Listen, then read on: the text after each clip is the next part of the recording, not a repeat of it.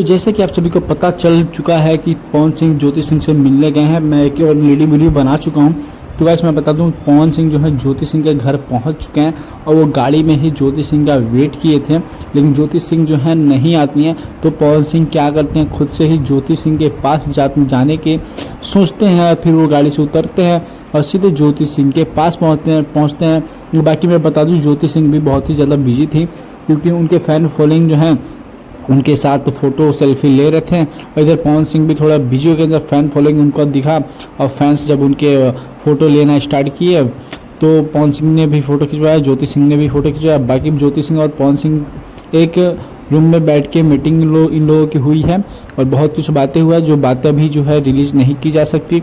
जैसे रिलीज़ करने का टाइम आएगा वो बातें मैं रिलीज़ कर दूंगा आप सभी के सामने।